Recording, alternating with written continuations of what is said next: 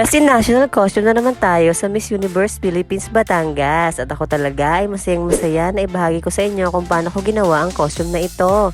Syempre, dito sa ating ginawang ito, ang tema niya ay aquatic. Pero syempre, kailangan pa rin natin lagyan ng twist para magmukha talaga siyang cultural costume. Kaya naman, ang napagdesisyon na namin na nag-usap-usap kami ng team ng aking ginawa na si Miss Tanawan ay ang gusto daw nila magiging color ay all white, tapos magiging pearl ang magiging main materials niya, nalalahukan ko lamang ng mga beads. Since gumagawa naman tayo ng mga costume na gawa sa mga tinugtuhog na beads, kaya naman ito yung design na naisip ko. Pero may mga sinend din silang mga inspiration para maging pattern ko, para makabuo kami ng pinakang inspiration dito sa aking ginawa. Bale, nung nabuo na namin itong pinakang mga natuhog naming mga beads, ay dinire-diretso na rin namin itong i-assemble. Katulad nitong shoulder crown na ginawa ko. O diba, napakaganda niyang tingnan kasi napakadaming materials ang ginamit ko diyan at talaga namang napakabongga.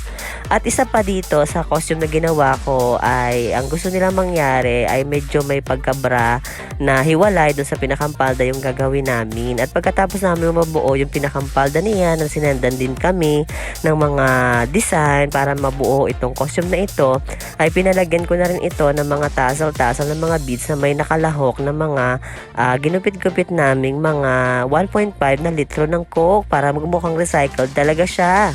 At kung mapapansin nyo nga sa paggagawa namin ng costume na ito ay medyo mabusisi talaga siya. Siyempre, kailangan namin gandahan ito dahil isa ito sa mga design na first time din namin gagawin. Kumbaga nga is, ngayon lamang kami gagawa ng ganitong design, kaya naman very challenging ito sa amin.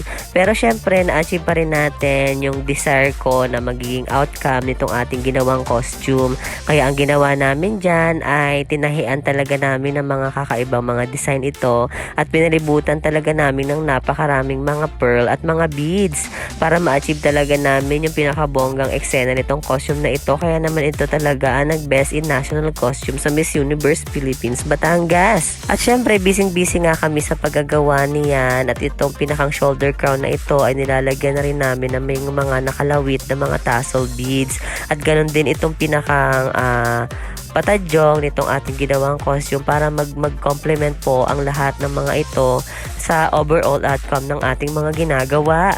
Sa dinami-rami nga ng aking mga nagawang costume ay masasabi ko talaga na ang costume na ito ang isa sa pinakamagandang nagawa ko mga costume sa buong buhay ko.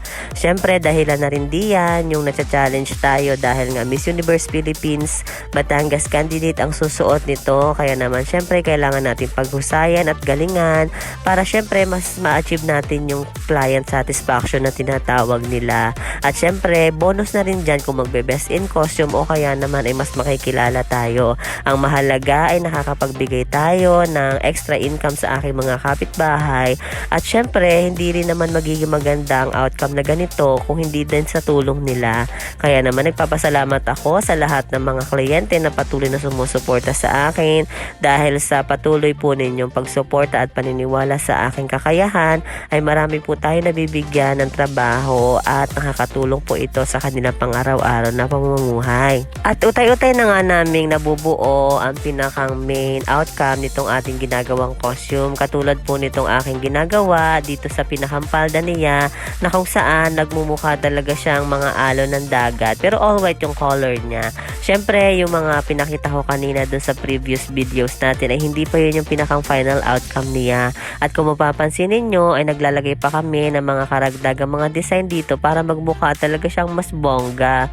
O diba, napakagandang tingnan talaga ng costume na ito, lalong-lalo na nang naipartner na namin lahat at nang mabidyohan ko na ng katulad nito na tinatry na namin na buo itong pinakang mga parts itong ating costume. Kaya naman masasabi ko talaga na best in national costume talaga ito. Kumbaga nga po ay walang duda na nag-best in national costume talaga siya dahil napakaganda talaga ng aming pagkakagawa dito. Kaya naman labis-labis ako nagpapasalamat sa aming candidate na si Miss Tanawan, Princess Diane Ramos at sa kanyang handler at sa buong team, lalong-lalo na din sa team ni na Sir Kenneth Ong na patuloy na nagtitiwala sa akin. Kaya naman tunghayan nyo ang naging kayarian ng lahat.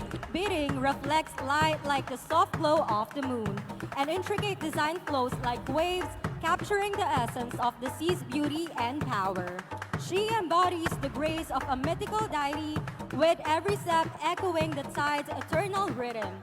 She proves to be the goddess of the ocean, our binibining Tanawan. Designer, Vin Mantala.